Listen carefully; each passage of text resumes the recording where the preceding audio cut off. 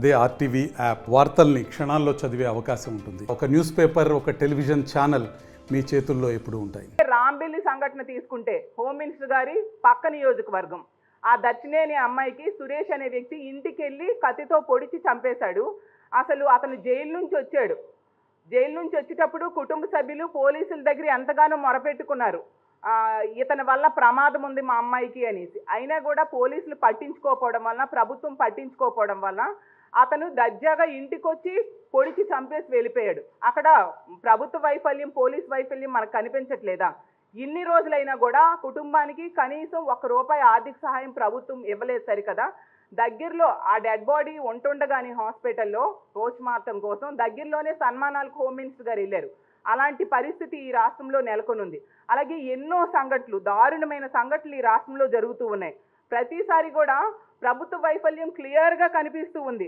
అసలు 3.5 ఏళ్ల అమ్మాయిని అత్యాచారం చేసి మన నగరం నియోజకవర్గంలో మనం చూసాం. అత్యాచారం చేసి చంపేశారు. అంత దారుణంగా ఆ పాప శరీరం మీద కొరికిన ఘాట్లు ఉన్నాయని తల్లే చెప్పడం జరిగింది అక్కడికి వెళ్ళిన మా పార్టీ నాయకులతో. అలాగే హిందూపురంలో తీసుకుంటే అత్తా కోడల్ని గ్యాంగ్ రేప్ చేయడం జరిగింది. ఎంత దారుణం! ఇలాంటి సంఘటనలు చూస్తూ ఉంటే ప్రజలు భయభ్రాంతులకు గురైపోరా? అసలు ఆడపిల్లల తల్లిదండ్రులు తమ పిల్లల్ని బయటికి పంపాలంటే భయపడే పరిస్థితులు ఈరోజు నెలకొని ఉన్నాయి. అలాగే మన కడియంలో చూసాం, నర్సరీలో పనిచేస్తున్న మహిళని బయటికి తీసుకెళ్లి గ్యాంగ్ రేప్ చేసి చంపేయడం జరిగింది. ఇలా ఇన్ని సంఘటనలు జరుగుతున్నా ప్రభుత్వం ఏమాత్రం దీని మీద చర్యలు తీసుకోవట్లేదు సరికదా. దీని మీద ఒక సమీక్ష పెట్టి ఒక వ్యవస్థలను తీసుకురావట్లేదు. గతంలో జగన్మోహన్ రెడ్డి గారు ప్రవేశపెట్టిన వ్యవస్థల్ని నిర్వీర్యం చేసేశారు.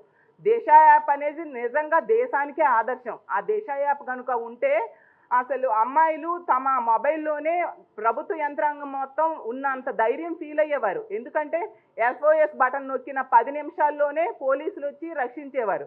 అలా 31,600 కేసులు నమోదయ్యాయి. వాళ్ళకి న్యాయం చేయడం జరిగింది దిశ యాప్ ద్వారా. 1,56,00,000 మంది దిశ యాప్ డౌన్లోడ్ చేసుకున్నారు. ఆ యాప్ మీద ఎంత నమ్మకం లేకపోతే అంతమంది డౌన్లోడ్ చేసుకుంటారు. అలాంటి యాప్ని ఈరోజు డౌన్లోడ్ చేసే యాప్ని ఈరోజు నిర్వీర్యం చేసేశారు. పోనీ దానికి సమాంతరంగా ఇంకో మంచి వ్యవస్థను తీసుకురావచ్చు కదా, అది కూడా చేయలేదు. ఉన్న వ్యవస్థని నిర్వీర్యం చేసేశారు, కొత్త వ్యవస్థను తీసుకురావట్లేదు. దిశ చట్టం కేంద్రంలో పెండింగ్లో ఉన్న అందులో ఉన్న అంశాలన్నీ కూడా అమలు చేయడానికి జగన్మోహన్ రెడ్డి గారు ఎంతగానో కృషి చేశారు. ఆవిడ అంటారు, జగన్మోహన్ రెడ్డి గారు ఏం చేశారు గత 5 ఏళ్ళలో మహిళల కోసమో అంటున్నారు. అసలు ఇలాంటి సంఘటనలు జరిగినప్పుడు, ఫర్ ఎగ్జాంపుల్ రమ్య విషయమే తీసుకోండి, గుంటూరులో జరిగింది. ఆమె దారుణంగా ఒక వ్యక్తి నడి రోడ్డు మీద హత్య చేస్తే 2 గంటల్లోనే ముఖ్యమంత్రి గారు స్పందించి పోలీసుల్ని అప్రమత్తం చేయడం వల్ల వెంటనే ఆ పోలీసులు 10 గంటల్లోనే నిందితుడిని అరెస్ట్ చేయడం జరిగింది. అలాగే వారం రోజుల్లో 7 రోజుల్లో ఛార్జ్ షీట్ కూడా దాఖలు చేయడం జరిగింది. అలాగే 257 రోజుల్లోనే న్యాయస్థానంలో విచారణ పూర్తయిపోయింది. మనందరము అప్పుడు విన్నాం, ఆ శశికృష్ణ అనే ఆ నిందితుడికి ఉరిశిక్ష కూడా వేయడం జరిగింది. అంతేకాకుండా ఆ కుటుంబానికి ఎంతగానో జగన్మోహన్ రెడ్డి గారు ఆదుకున్న తీరు నిజంగా ఆ కుటుంబ సభ్యులు జగనన్నకి కృతజ్ఞతలు కూడా తెలియజేశారు. ఆ రోజు తీసుకుంటే 10 లక్షల ఎక్స్గ్రేషియా ప్రకటించడమే కాకుండా వాళ్ళు దళితులు అవ్వడం వల్ల ఆ SC ST చట్టం ద్వారా కూడా వచ్చిన బెనిఫిట్స్ కూడా ఆ కుటుంబానికి అందజేయడం జరిగింది. అలాగే ఆ కుటుంబానికి ఇళ్ల నిర్మాణానికి స్థలం కేటాయించడం జరిగింది. నిర్మాణం కోసం ₹1,80,000 ఆ రోజు జగన్మోహన్ రెడ్డి గారు ఆ కుటుంబానికి ఇవ్వడం జరిగింది. అలాగే తీసుకుంటే వాళ్ళ సిస్టర్కి జాబ్ కూడా ఇవ్వడం జరిగింది. అన్ని విధాలుగా ప్రభుత్వం ఆ కుటుంబాన్ని ఆదుకోవడం జరిగింది. అలాగే తీసుకుంటే ఈ రాష్ట్రంలో అసలు బెల్ట్ షాప్సే లేవు అంటూ అడ్డగోలుగా అబద్ధాలు చెప్తున్నారు అనిత గారు. నిజం చెప్పాలంటే అడుగడుగున బెల్ట్ షాప్స్ ఈ రాష్ట్రంలో కనిపిస్తూ ఉన్నాయి. మనం చూసాం, తణుకు తునిలో అయితే సంతలో పిల్లల్ని పెట్టి బెల్ట్ షాప్స్ ద్వారా మద్యం అమ్మకాలు జరుగుతూ ఉన్నాయి. అవన్నీ పేపర్లో కూడా వచ్చిన విషయం ఈ రాష్ట్ర ప్రజలందరూ కూడా చూశారు. అలాగే పాయకరావుపేటలో హోమ్ మినిస్టర్ గారి సొంత నియోజకవర్గంలో 120 మద్యం బాటిల్స్ పోలీసులు పట్టుకోవడం జరిగింది. మరి బెల్ట్ షాప్స్ ఉండబట్టే కదా దొరికాయి. అలాగే ఆదోనిలో మద్యం తాగి పిల్లాడు స్కూల్కి వెళ్ళాడు అనేసి ఈ విషయం మనం పేపర్లో చదివాం. మరి బెల్ట్ షాప్స్ ఎక్కువైపోవడం వల్ల, విచ్చలవిడిగా మద్యం దొరకడం వల్ల స్కూల్ విద్యార్థులు కూడా మద్యం తాగే పరిస్థితి వచ్చింది ఈరోజు ఈ కూటమి ప్రభుత్వం అధికారంలోకి వచ్చాక. అలాగే సింగరాయకొండలో మహిళా కండక్టర్ మీద ఇలాంటి బెల్ట్ షాప్స్లో మద్యం తాగి ఒక వ్యక్తి దాడి చేయడం జరిగింది. ఎంత దారుణమైన సంఘటనలు అంటే సభ్య సమాజం తలదించుకునే సంఘటనలు ఈరోజు ఈ ప్రభుత్వంలో ఈ బెల్ షాప్స్ ఎక్కువైపోవడం వల్ల జరుగుతూ ఉండే పరిస్థితి. అలాగే నెల్లూరులో బెల్ షాప్స్కి టీడీపీ లీడర్స్ వేలంపాట వేయడం జరిగింది. అంత దారుణంగా బెల్ షాప్స్ ఈరోజు రాష్ట్రం అంతా ప్రతి వీధిలో కూడా కనిపిస్తూ ఉన్నాయి. అలాగే మేము మాట్లాడుతునేటప్పుడు విప్ అయిన అనురాధ గారు, చీఫ్ విప్ అయిన అనురాధ గారు అడ్డగోలుగా గతంలో ఈ ఎన్నికల టైంలో ఈ తెలుగుదేశం పార్టీ వాళ్ళు ఏ విధంగా అబద్ధాలు చెప్పారో ఆ విధంగా 30,000 మంది అదృశ్యమయ్యారు లేదా అక్రమ రవాణా జరిగిందంటూ ఆవిడ మాట్లాడుతూ అరుస్తూ ఉన్నారు, డిస్టర్బ్ చేస్తూ. కానీ మేము ఈ కూటమి ప్రభుత్వానికి చెప్తున్నాం, అసెంబ్లీ సాక్షిగా మొన్ననే 2 రోజుల క్రితం అసెంబ్లీలో మా ఎమ్మెల్యేలు ఇచ్చిన క్వశ్చన్స్కి రిటర్న్ ఆన్సర్ గవర్నమెంట్ ఇచ్చింది.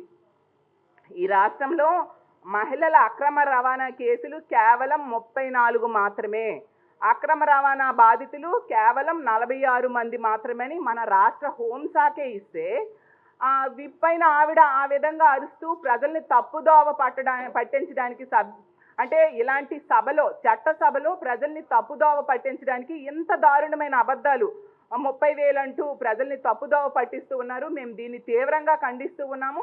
అలాగే ఈ మహిళల రక్షణ విషయంలో అడుగడుగున ఈ ప్రభుత్వం ఫెయిల్ అయింది అనే విషయం మనం చూస్తూ ఉన్నాము. తెలుగుదేశం పార్టీ ఎమ్మెల్యే అయిన ఆదిమూలం అనే వ్యక్తి వలన లైంగిక వేధింపులకి గురైన ఒక మహిళ ఈ రాష్ట్రంలో ఆమెకి రక్షణ ఉండదు అని చెప్పేసి పక్క రాష్ట్రంకి వెళ్ళి ప్రెస్ మీట్ పెట్టి ఆవిడ చెప్పారు ఇలా జరిగింది అనేసి.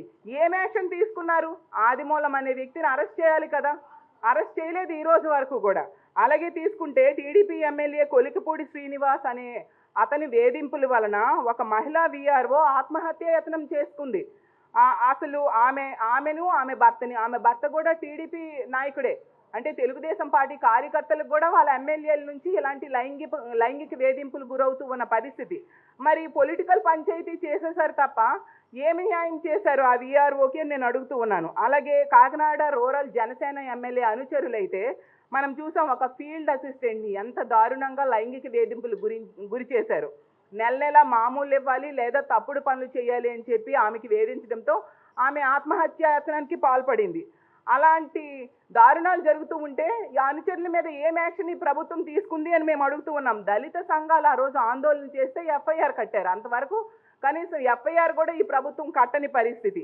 అలాగే మనం చూసాం ఈ ముచ్చుమర్రి సంఘటన, మనము అసలు సభ్య సమాజం ప్రభుత్వం తలదించుకోవాల్సిన సంఘటన. 4 నెలలు అయినా కూడా ఆ డెడ్ బాడీని, ఆ పాప డెడ్ బాడీని ఈ రోజు కూడా కనిపెట్టలేని చేతకానితనం ఈరోజు మనకు కనిపిస్తూ ఉంది. అలాగే మనం తీసుకుంటే హోంమంత్రి గారు అసలు ఇన్ని సంఘటనల్లో ఎక్కడికి వెళ్ళి ఆ కుటుంబానికి ఒక భరోసా ఇచ్చారు?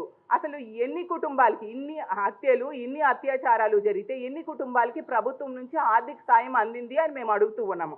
అలాగే గుంటూరు మొన్న తెనాలిలో ప్రతిపక్ష నేత అయిన జగన్మోహన్ రెడ్డి గారు వెళ్ళి ఆ కుటుంబానికి పరామర్శ చేయడం జరిగింది. ఆ కుటుంబానికి అలాగే ఇలా హత్య కావించబడిన మహిళలకి 15 లక్షలు అనౌన్స్ చేయడం జరిగింది. కానీ అధికారంలో ఉన్న ఈ ప్రభుత్వం ఏమి ఇస్తుంది ఆ కుటుంబానికి? ఆర్థిక సాయం అయితేనేమి, మోరల్గా ధైర్యం కానీ ఏమీ చెప్పట్లేదు, పట్టించుకోవట్లేదు. ఎంతసేపు కూడా ఇసుక, మద్యం టెండర్స్ వీటి మీద సమీక్షలు చేస్తూ ఉన్నారు తప్ప మహిళల రక్షణ కోసం ఎటువంటి చర్యలు తీసుకొని పరిస్థితి మనం చూసాం. ప్రతి సంఘటనలో కూడా జగన్మోహన్ రెడ్డి గారు వెళ్తారంటే అక్కడికి మంత్రులు వెళ్తూ ఉన్నారు, లేకపోతే పట్టించుకోని పరిస్థితి మనకు అడుగడుగునా కనిపిస్తూ ఉంది. అలాగే బద్వేల్లో కూడా మనం చూసాం, విఘ్నేష్ అనే అతను దారుణంగా ఒక అమ్మాయిని పెట్రోల్ పోసి నిప్పంటించేయడం జరిగింది. అప్పుడు జగన్మోహన్ రెడ్డి గారు ఆ కుటుంబం దగ్గరికి వెళ్తారు అని చెప్తే ప్రభుత్వం హుటాహుటిన 10 లక్షలు అనౌన్స్ చేయడం జరిగింది. అంటే ప్రతి దగ్గర కూడా ప్రభుత్వం నిర్లిప్తత, నిర్లక్ష్య ధోరణి క్లియర్గా కనిపిస్తూ ఉంది. మరిన్ని వీడియోస్ కోసం ఛానల్ సబ్స్క్రైబ్ చేయండి. లేటెస్ట్ అప్డేట్స్ కోసం వాట్సాప్ ఛానల్ ఫాలో అవ్వండి. అండ్ లింక్ డిస్క్రిప్షన్ లో ఉంది.